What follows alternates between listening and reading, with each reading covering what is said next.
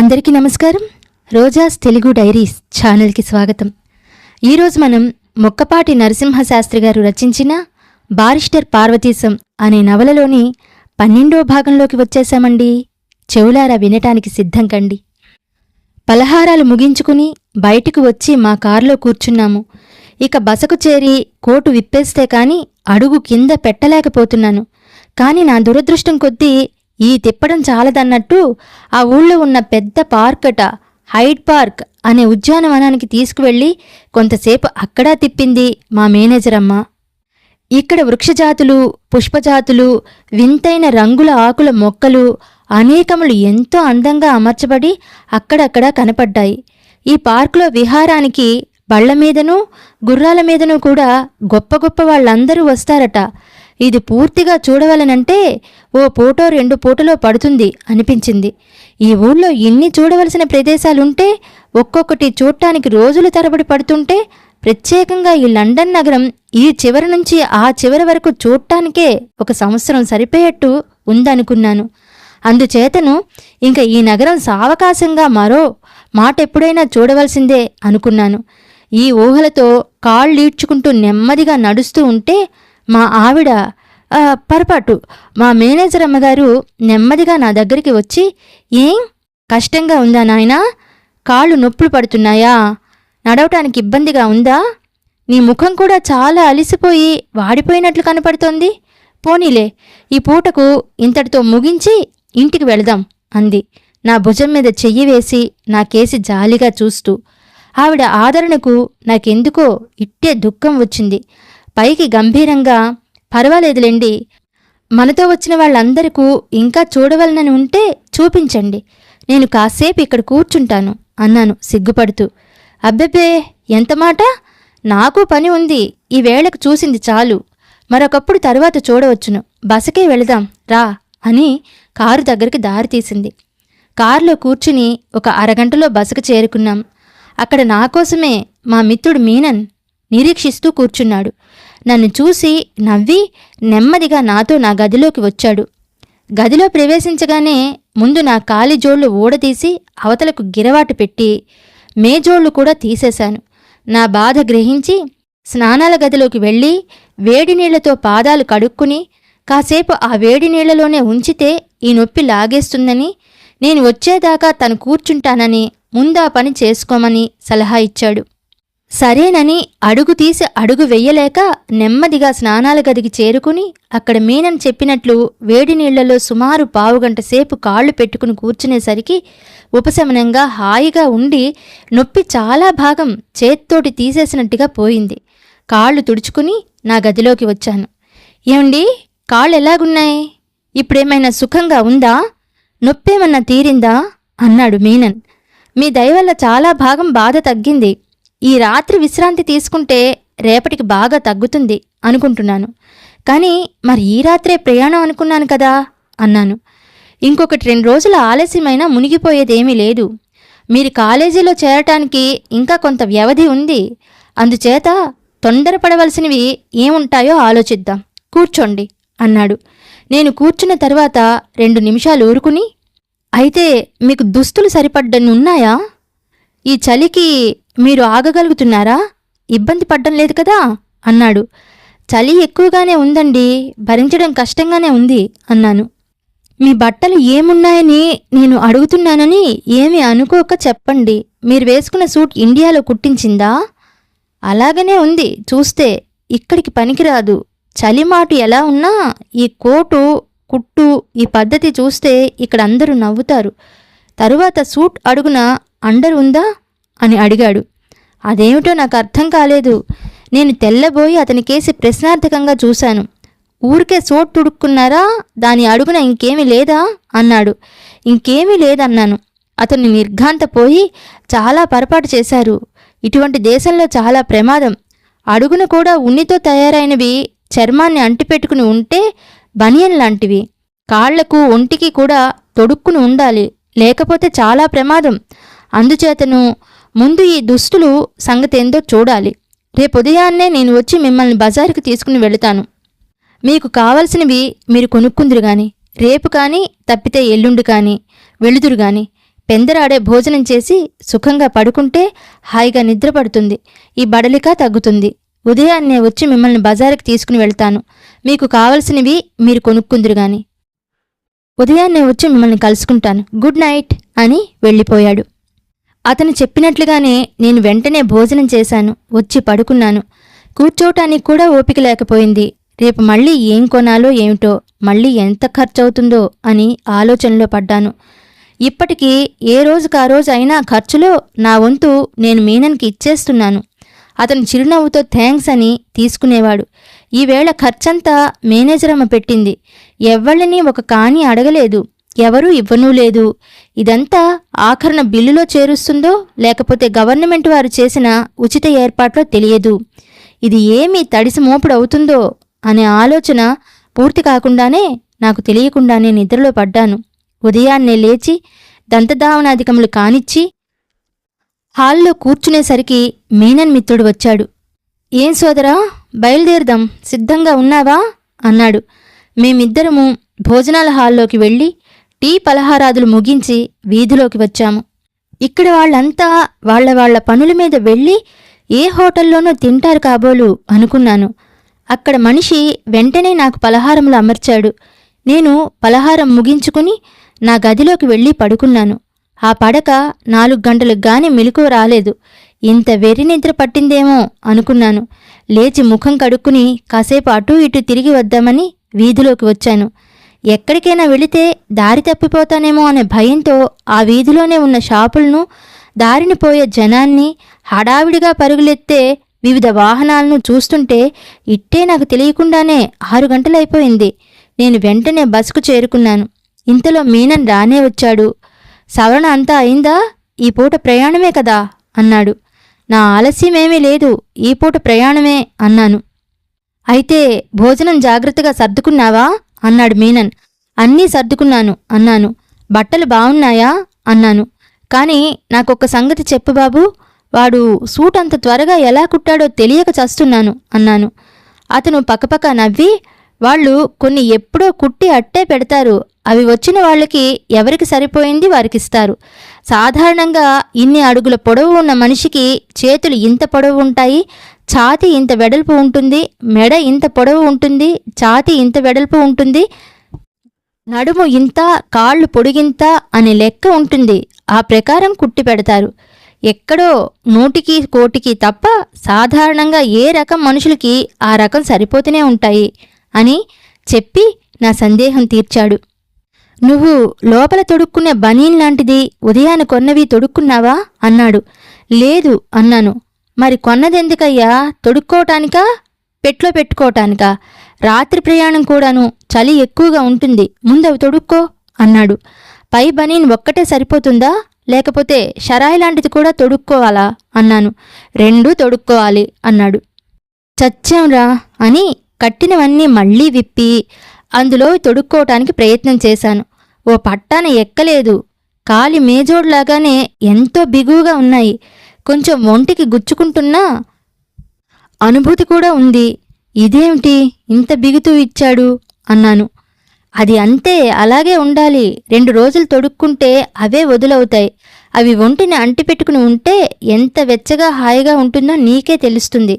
ఆడవాళ్లను ఆలింగనం చేసుకున్నంత సుఖంగా ఉంటుంది అన్నాడు నవ్వుతూ. ఏడిసినట్టే ఉంది వెధవ కబురు వీడును.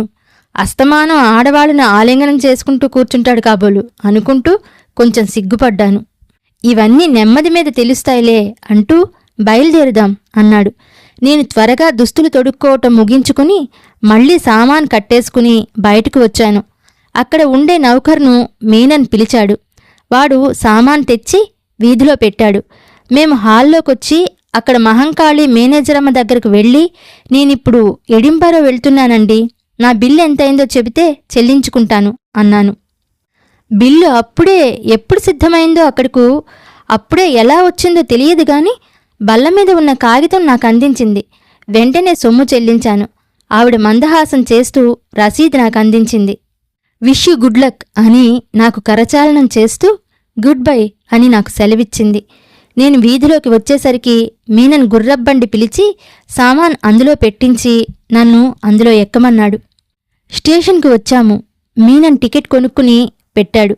రైలు ఎక్కించాడు. ఈ రైల్లో కూడా అన్ని పెట్టెల్లోనూ పరుపులు ఉన్న వల్లనే నేను సామాన్ బల్ల కింద పెట్టి నా పక్క చుట్ట తీసి విప్పబోతుంటే మీనన్ నన్ను వారించి, అదేమీ విప్పకు అప్పుడు అన్నాడు. మరెలా? రాత్రి చలి కదా, నా సాలువానైనా తీసుకుంటాను అన్నాను. అక్కర్లేదు, చూస్తూ ఉండు, నేను గారడి చేసి నీకు తలకిందకు తలగడాలు కప్పుకోవడానికి 2 రగ్గులు తెప్పిస్తాను అన్నాడు. అతని మాటలు పూర్తి కాకుండానే రైల్వే పోర్టర్ ఒకతను తెల్లని చాకలి తెచ్చిన గులాబులు తొడిగిన 2 తలగడాలు కప్పుకోవటానికి నా అంత బరువున్న 2 రగ్గులు తెచ్చి బల్లమీద పెట్టాడు. మీనన్ వాడి చేతిలో 1 షిల్లింగ్ పెట్టాడు. నేను వెర్రిముఖం వేసుకుని చూస్తున్నాను. అవి తెచ్చి ఇచ్చిన నౌకర్ వెళ్ళిపోయాడు. రైలులోకి జనం వస్తున్నారు. మీనన్ నన్ను చూసి నవ్వుతూ, ఈ దేశం రైల్వే కంపెనీ వాళ్ళు ప్రతిరోజు ప్రతి మనిషికి రాత్రులు ఇవి అద్దెకి ఇస్తారు. మనం దిగి వెళ్లేటప్పుడు వాటిని రైల్లో విడిచిపెట్టి వెడితే వాళ్ళు తీసి జాగ్రత్త పెట్టుకుంటారు. ఎప్పటికప్పుడు వాటిని శుభ్రంగా ఉంచుతారు అన్నాడు. మరి అందరూ మనకి మళ్ళీ న్యాయంగా ఉండి ఇవి కొట్టేయకుండా ఉంటారన్న మాట ఏమిటి అని అన్నాను. అతను నవ్వుతూ, ఇది మన దేశం కాదు కదా, ఈ దేశంలో అలాంటి పని ఎవడూ చెయ్యడు. ఇలాంటి కక్కుర్తి పనులు ఇక్కడికి వచ్చిన మన వాళ్ళు చెయ్యరు అన్నాడు మీనన్. నువ్వేమి భయపడవద్దు. జనసమ్మర్దం లేకపోతే నీవు సుఖంగా పడుకో, లేకపోతే ఈ రగ్గులు కప్పుకుని నీ చోట్లో నువ్వు విశాలంగా కూర్చో. ఎంత రద్దీ అయినా బల్లకు 3 కంటే కూర్చోరు. ఇంతకంటే 4వ వాడు రాడు. సుఖంగా వెళ్ళు. నీవక్కడ క్షేమంగా చేరినట్లు తక్కిన ఏర్పాట్లన్నీ నీవు చేసుకోగలిగి సంగతి నాకు సావకాశంగా ఉత్తరం రాయి. నేను వెళతాను మరింకా అన్నాడు. ఈ 2 రోజుల నుంచి అతను నాకు చూపిన ఆదరం, నాకు చేసిన ఉపకారం తలుచుకుంటే నాకు కళ్ళనీళ్లు వచ్చాయి.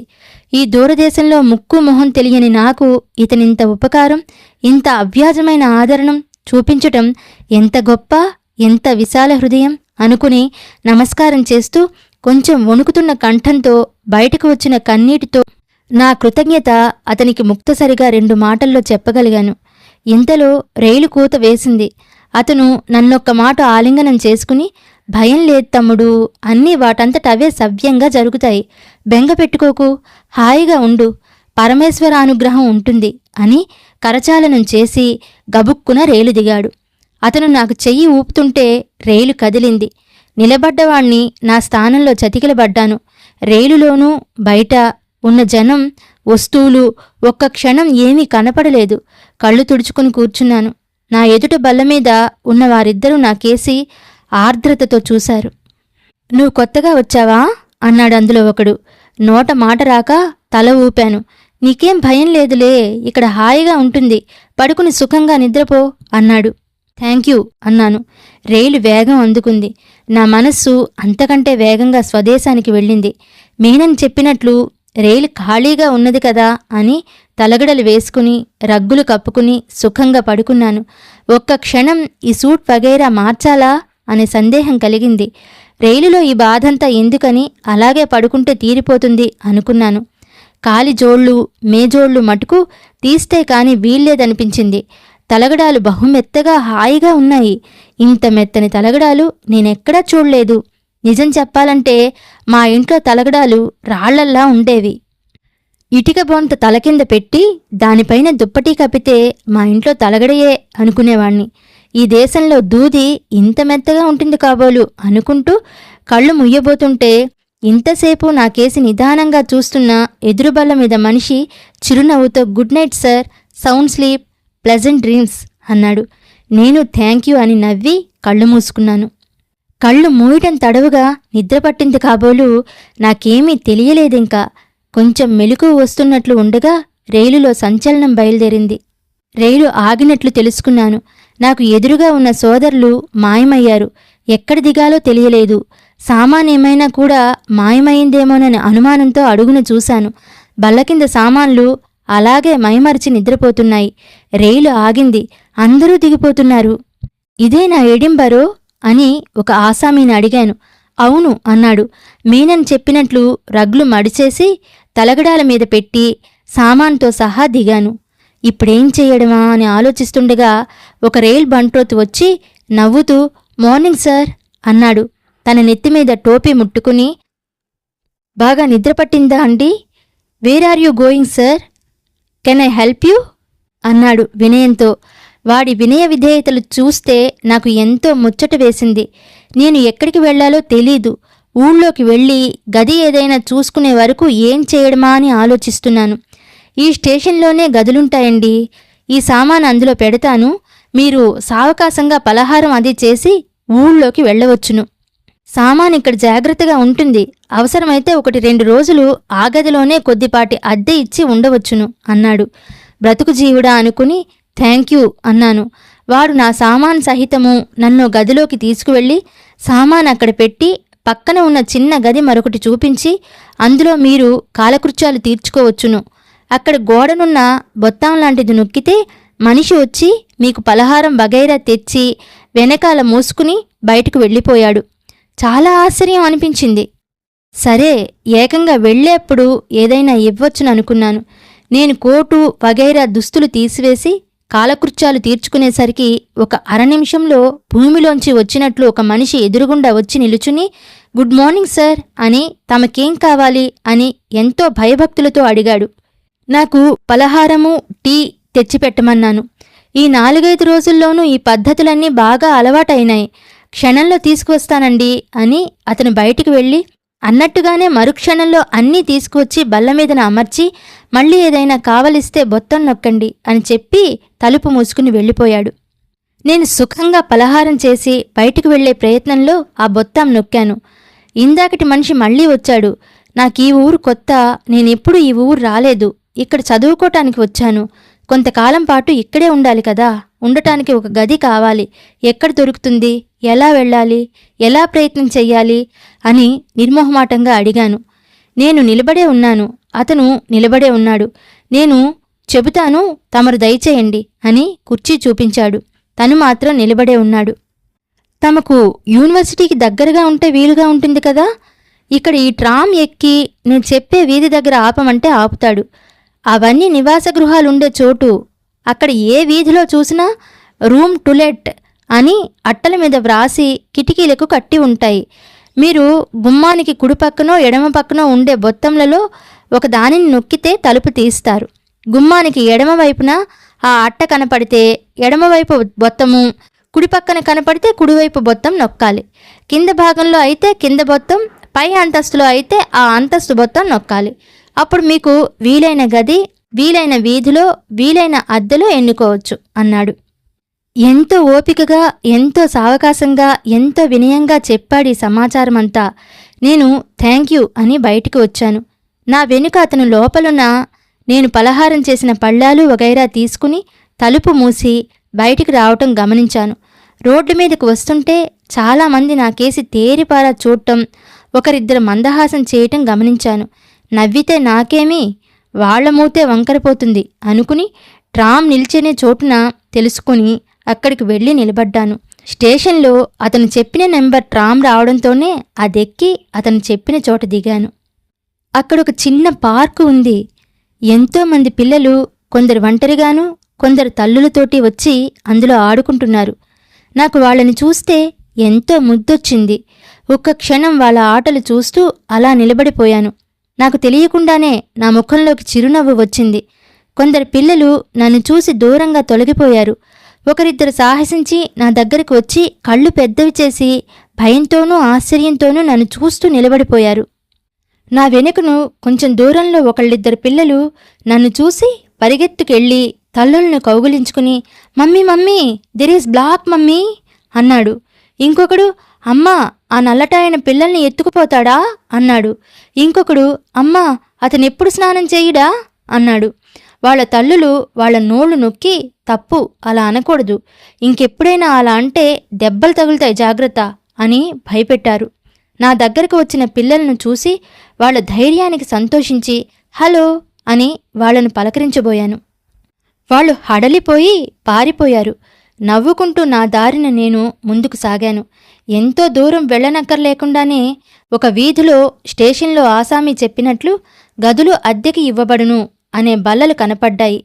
అలాంటి ఒక ఇంటి ముందుకు వెళ్ళి గుమ్మానికి ఉన్న బొత్తాయి నొక్కి నిలబడ్డాను.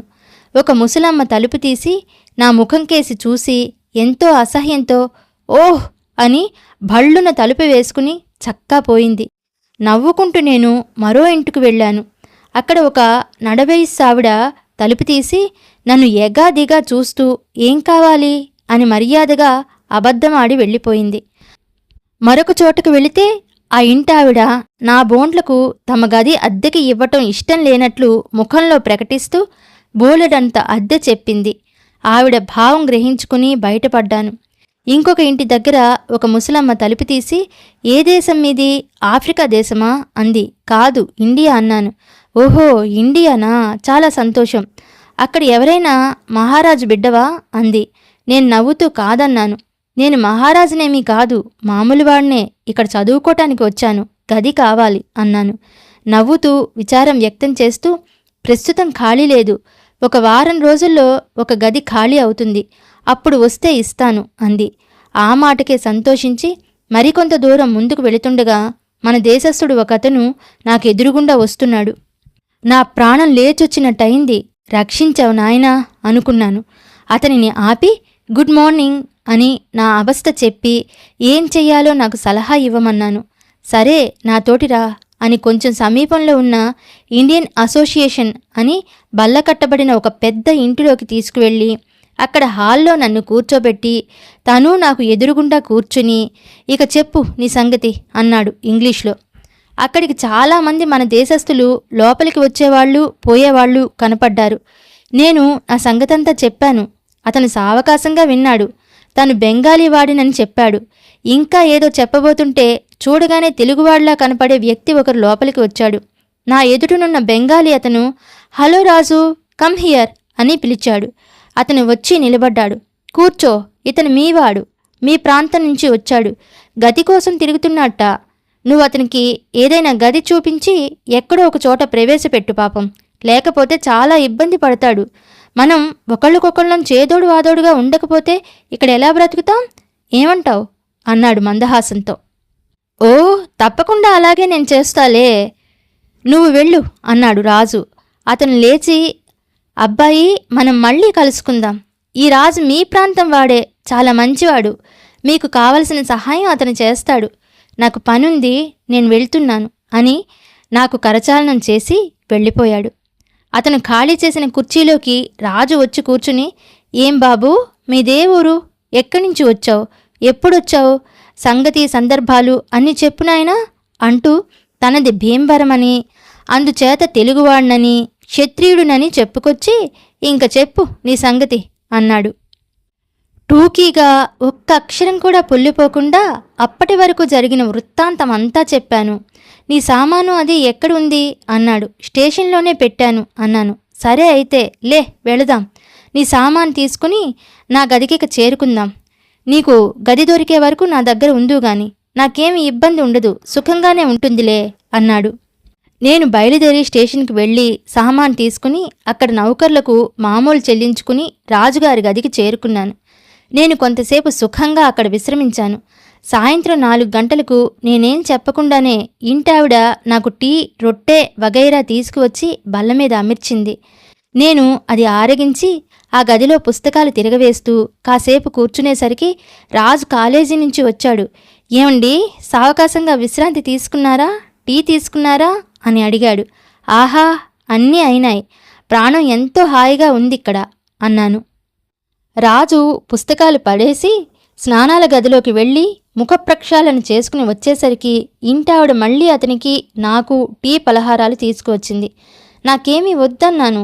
అప్పుడు తను నాకు నేర్పిన ప్రథమ పాఠం ఏమిటి అంటే ఇక్కడ ఏ వేళప్పుడు ఎవరు ఇచ్చినా టీ మట్టుకు వద్దనకూడదు. మన దేశంలో కాళ్ళు కడుక్కోవటానికి నీళ్లు, సేద తీర్చుకోవటానికి చల్లని మంచినీళ్లు గుమ్మంలోనికి రాగానే ఇచ్చినట్లు ఈ దేశంలో అన్ని వేళలా కష్టంలోనూ సుఖంలోనూ కూడా ముందు టీ ఇస్తారు, అది వద్దనకూడదు అన్నాడు రాజు. టీ తీసుకున్న తరువాతను నా చరిత్ర సవిస్తరంగా చెప్పమని రాజు అడిగాడు. అసలు మీది ఏ ఊరు అన్నాడు. నేను మొగల్తుర్రు అన్నాను. ఏమిటి మొగల్తుర్రే, మాకు దగ్గరవాడివే అన్నమాట. ఆ ఊళ్ళో మా బంధువులు కూడా చాలామంది ఉన్నారు, ఇది పూర్వం పోడూరులే అన్నాడు. తరువాత నా సంగతంతా వివరంగా చెప్పగా సావధానంగా విన్నాడు. నాకేదైనా గది చూసి పెట్టి కాలేజీలో చేర్పించి సహాయం చెయ్యమని కోరాను. అలాగే, తప్పకుండా చేస్తాను. ఇదో పెద్ద సహాయం ఏమిటి? పరదేశంలో మనం ఒకళ్ళనొకళ్ళు సహాయం చేసుకోకపోతే పరాయి వాళ్ళు ఎవరు ఏం చేస్తారు? ఈ పూట కాసేపు బయటికి వెళ్ళి పార్కులో కూర్చుని కబుర్లు చెప్పుకుందాం. రేపు ఉదయాన్నే గది చూద్దాం అని అన్నాడు. మేమిద్దరం బయలుదేరి దగ్గరలోనే ఉన్న పార్కులోకి వెళ్ళి కూర్చున్నాం. అప్పటికి సుమారు 6 గంటలైంది. బాగా చీకటి పడిపోయింది. అయినా జనం కిటకిటలాడుతున్నారు. ఆడ మగ ఎంతమందో! అది వరకు అక్కడ ఆడుకుంటున్న పిల్లలందరూ బిలబిల్లాడుతూ తొందరగా ఇళ్లకు పరుగులు పెడుతున్నారు. పార్కులోకి వచ్చిన వాళ్లలో చాలామంది యువతీ యువకులు జంటలుగా బల్లల మీద కూర్చుని, కింద ఉన్న గడ్డి మీద కొందరు కూర్చుని పడుకుని నవ్వుకుంటూ కబుర్లు చెప్పుకుంటూ మధ్య మధ్య ఊపిరాడకుండా గడాలింగిన చుంబనాదులు కావిస్తూ ఈ ప్రపంచం మరిచి మరో ప్రపంచంలో ఉండిపోయారు. అందుచేతను మా కేసి చూసిన వాళ్ళెవ్వరూ కనపడలేదు. తమరు తప్ప ఆ పార్కులో ఇంకెవరూ లేనట్టుగానే భావించుకుని ఆనందిస్తున్నారు.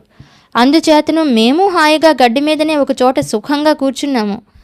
బాబూ, మీ పేరేమిటి అన్నాడు రాజు. నన్ను పార్వతీశం అంటారు. మా ఇంటి పేరు వేమూరివారు అన్నాను. సరే, బాగుంది. కానీ ఇక్కడ సంగతి, సందర్భాలు, ఆచార వ్యవహారాలు కొన్ని టూకీగానైనా మీకు చెప్పాలి. ఈ పద్ధతులు మీరు తెలుసుకుంటే వాటికి అనుకూలంగా మనం ప్రవర్తిస్తే మనకి అట్టే ఇబ్బందులు ఉండవు. మొదటి సంగతి ఏమిటంటే, మీ పేరు ఏమిటని ఎవరైనా అడిగితే పార్వతీశం అని చెబితే చాలు. అంటారు, కంటారు, వింటారు లాంటివి ఏమీ చెప్పక్కర్లేదు. ఇంటి పేరు వాళ్ళకి అవసరం లేదు. ఇక తరువాత సంగతి, ఇక్కడ గదులు అద్దెకి తీసుకోవటం విషయం మీకు చెప్పాలి. ఇక్కడ గదులు అద్దెకి ఇచ్చే వాళ్ళను అందరినీ లోయర్ మిడిల్ క్లాస్ అంటారు. అంటే మన బోటి మధ్యతరగతి కుటుంబాలలో తక్కువ స్థితి గలవాళ్ళు అన్నమాట. సాధారణంగా వితంతువులు కానీ, వివాహం ఎరుగని వృద్ధ కన్యలు కానీ, సంపాదన తక్కువగా ఉన్న భార్యాభర్తలు కానీ తమకు అవసరమైన వాటికంటే 1-2 గదులు ఎక్కువగా ఉండేవాళ్ళు ఇళ్ళు అద్దెకు తీసుకుని వాటిలో వారికి అవసరం లేని గదులు 2 అద్దెకి ఇస్తారు. ఆ గది కుర్చీలు, సోఫాలు వగైరాలతో అలంకరణ కూడా చేసి ఉంటుంది. అంటే 3-4 వగైరాలతో అలంకరణ చేసి కూడా ఉంటుంది. అంటే 3-4 కుర్చీలు, ఒక సోఫా, ఒక టేబులు, ఒక మంచం, పరుపు, దానిమీద తలగడాలు, పక్క దుప్పటి, కప్పుకోవటానికి రగ్గులు, తుడుచుకోవటానికి తువ్వాళ్ళు కూడా ఉంటాయన్నమాట. గది అద్దె వాటన్నిటికీ కలుపుకునే అన్నమాట. అంతేకాదు, తువ్వాళ్ళు, సబ్బులు కూడా వాళ్లే ఇస్తారు. గోడలో ఒక పొయ్యి అమర్చి అందులో బొగ్గులు పేర్చి నిప్పు వేస్తారు. పొగ గదిలోకి రాకుండా పైకి పోయేట్లు ఒక గొట్టం ఉంటుంది. ఇది సంవత్సరంలో 7-8 మాసములు అహర్నిశాదులు రావణాసుడి కాష్టంలాగా రగులుతూనే ఉంటుంది. ముఖ్యంగా శీతాకాలంలో ఆ పొయ్యి దగ్గరనే కుర్చీలు వేసుకుని కూర్చుంటారు. గదంతా వెచ్చగా ఉంటుంది. మీరీ పాటికి అది కనిపెట్టే ఉంటారు. ఇక్కడ ఒక చిదంబర రహస్యం ఉంది.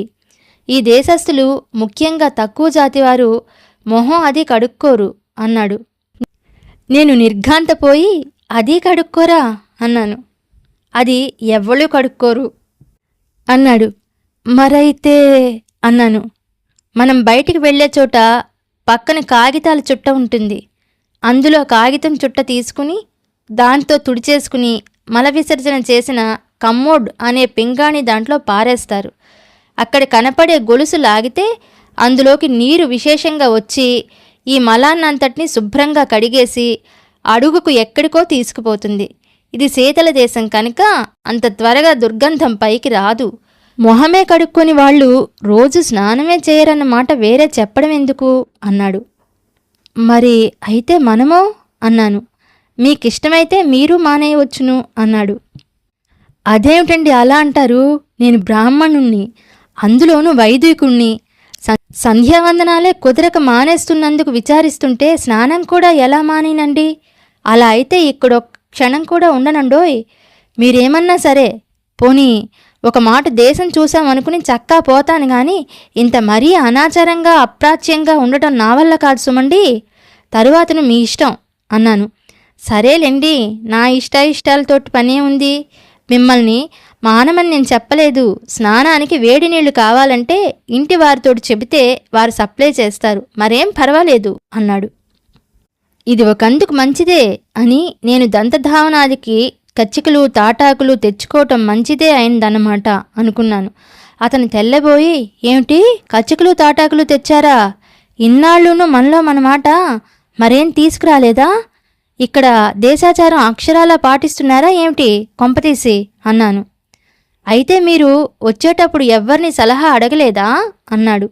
నాకు సలహా చెప్పదగ్గవారు ఎవరున్నారండి మొగల్తూరులో, మీరెరుగురా అన్నాను. ఒక్క మాట నాకేసి నిదానంగా చూసి, అవునులేండి ఆ మాట నిజమే, ఆ మాత్రం వాళ్ళు అక్కడే కాదు ఆ చుట్టుపక్కల ఎక్కడా ఉండి ఉండరు. సరే పోనీలేండి, చేయడం మంచి పని చేశారు, కానీ అవి పాడైపోయే వస్తువులు కావు కనుక జాగ్రత్తగా పెట్టుకోండి, వెళ్ళేటప్పుడు ఉపయోగించుకుందరు. కానీ మనం గదికి వెళ్ళేటప్పుడు మీకు దంతధావనాది సామాగ్రి ఇక్కడ ఉపయోగించేది కొని పెడతాను అన్నాడు పాపం అతను. తరువాత భోజనానికి మనం ఎక్కడికో హోటల్కి వెళ్ళనక్కర్లేదు, ఇంటి వాళ్ళు మనకి ఏం కావాలో చెబితే అవి ప్రకారం చేసి పెడతారు. దానికి వాళ్ళు కొంత డబ్బు తీసుకుంటారు. ఎంత తీసుకున్నా హోటల్ భోజనం కంటే తక్కువ ఖర్చే అవుతుంది. మీరు బ్రాహ్మణులు వైదికులు ఆయను, నేను తినే మాంసము చేప వగైరా మీరు ముట్టుకోరుగా. ఇంటి వారితోటి మీరు శాకాహారినని చెప్పి బియ్యం పప్పు వగైరా కావలసిన సామాగ్రి చెబితే వాళ్ళు తీసుకువస్తారు. అది ఎలా వండాలో మీకు తెలిస్తే వాళ్ళకి చెప్పండి, లేకపోతే వాళ్ళు చేసినట్లు తినవలసి ఉంటుంది. 10 రోజులు పోతే అన్నీ మీకే అలవాటవుతాయి అన్నాడు.